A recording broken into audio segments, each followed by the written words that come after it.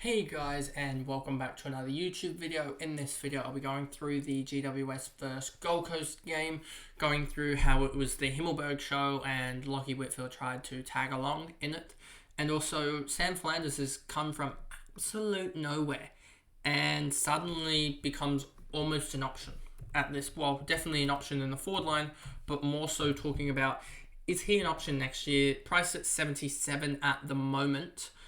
Probably just outside of that range now, for being an option next year because he performed that well, but we'll also talk about that. So before we get into the video, remember to like and subscribe, turn the notification bell on so you know when I upload, and let's get into the video. So as you can see, Himmelberg here, a 112 from him, 28, 34, 35, 34, 15. If only he put in that last gasp effort at the end of the game here. If he put in another 10 points, 15 points here, would have been a 120 game and would have really spiked him. I mean, now looking at Himmelberg, if I actually look at him now, 58 break even, so he's probably going to rise in price again. Hopefully he can rise in price another 2 games, because if he can rise in price another 2 games, I think he's going to be within about 100k of Butters. And that could be a good pick, just swapping those two. I think it'll be a lot more valuable than what it was looking like a couple of weeks ago with Himmelberg at around 600k or 620, and Butters in almost the 900s, and that was around a 300k split, and now we're looking at potentially being somewhere around that 100 to 120k. We've seen both Himmelberg go up by 70, 80k, and Butters go down by 70, 80k, so we've split that gap in half. Whitfield just had a huge third of 58 points, and that was the reason why he did so well. Other than that, he didn't look good, so I'm not really looking at him. I looked at Josh Kelly, and there's too much injury risk, and also the fact that he needed a goal here just to get up to 94, so not really happy about that, to be honest, as well. So I'm not looking at Josh Kelly at the moment. Adern doesn't really matter. Cogs 91, a little bit down with him. Gave away a couple of silly free kicks. I'm pretty sure one here, and I'm pretty sure he gave away another one here too. Yeah, 2 free kicks against. So not the best from him, but a 91 is still manageable at his with what he can possibly do. I think he'll be back to hundreds in their matchup next week, who they have. They've got Western Bulldogs, so he should be able to do really well. Ash 87, not the best, but Ash doesn't really, he's sort of around that 80s guy. Toby Green did really well, but then just decided to get subbed off because they had the game in hand so much, so it was just like there was no point in him being out there. Daniel's really good in the first 3 quarters, did nothing in the last, but still promising there. Ward 81 coming at 79, Taylor 79. Taylor's probably almost going to get 3 votes just for the way he played. It was ridiculous. It'll probably be Toby Green 3 and then Taylor 2, to be honest with you. The way he just was down back and just taking all the intercept marks, I'm pretty sure he took something like 6 or 7 intercept marks, to be honest with you. And yeah, he just dominated. I mean, he took 1, 2, 3, 4, 5, 6, 7. He took 8 marks in total, so I wouldn't be surprised if 5 or 6 of them were intercepts. Buckley, Perryman, Briggs, Haynes, all these guys just putting in nothing really scores. Finn Callahan just doing a 67. I almost forgot how to say his name for a second. 67 doesn't really matter. I think he's been a really good, obviously, second-year player. And I don't think he'll ever take that step up, so we probably will see him.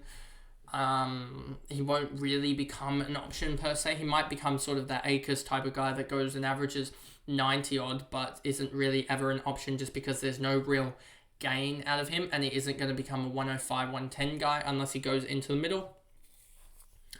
Engwin, Brown, Bedford, Riccardi, Cadman, Fay. So now we move on to Gold Coast. And Flanders 110, really good from him. 18-point last, so a little bit slow in the second half with a 45, but a 65 first is a really good output.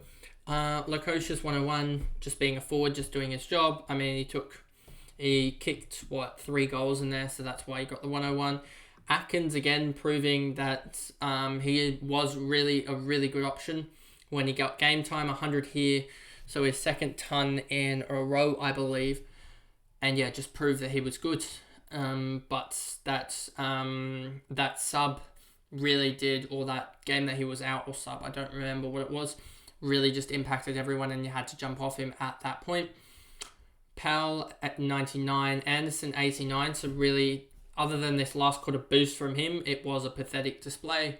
And if he didn't have this last quarter, he would have ended up on about 75 or something like that. And yeah, so that wasn't going to be a good quarter. Well, a good game for him, I should say. Witts 85, Collins 84, Miller 81, played a little bit of forward apparently so that Flanders could play on ball. But I wouldn't be surprised if those two flip and Flanders actually starts to become a negative. But at the moment, with what it looks like, I think Flanders is a pick. McAndrew 70, he just took so many intercepts. I think he had like 4 intercept marks, I want to say, in total. Yeah, 1, 2, I think another one here, 3, 4, 5, 6, 7, 8 marks in total for him. So he just had a good performance. Holland, Rowell, Ellis, Casbolt, Ballard, Swallow, McPherson, Ainsworth, Holman, Long, Oea, Farah, King and Murphy, King and Humphrey, I should say. Humphrey did absolutely nothing and really showed that he can shadow in a lot of games. So he's now down at price. Humphrey is now down at an average of 52. So that puts him around about his actual price of 430 for next year. And I think that's probably, we need another 2 or 3 performances from Humphrey for him. If Humphrey's in the 300Ks next year, I think a lot of people will jump on him just because there is potential there for him to go 80s and 90s, and Humphrey at that price could do well, but there's so much risk with him just dropping a full game 11 like he did in this game, where he really sort of gets the output of a key forward sometimes when he is a small forward and potential midfielder. So that is the video, a very, very short one, possibly because I have to get them out quickly. But also there isn't really much to talk about, and I'm not really looking into a lot of these guys for next year as much, as no one's really been flagged. I mean, you have Himmelberg, who will move on, and I do think he'll move to the Swans, where he could actually help with getting a lot more output, but we'll have to wait and see on that. But I'm hoping that Himmelberg doesn't have an average of... he has an average of 69. If he starts getting into the 70s, well, as a forward, he probably still will be an option. But if he loses that forward status, he's just not an option at all. But if he really starts to prove that he can go 110, then I guess he actually is still an option if he's in the 70s. But we'll have to wait and see on that one. Anyway, that is the video, and I'll see you guys in the next one. Thanks, guys. Goodbye.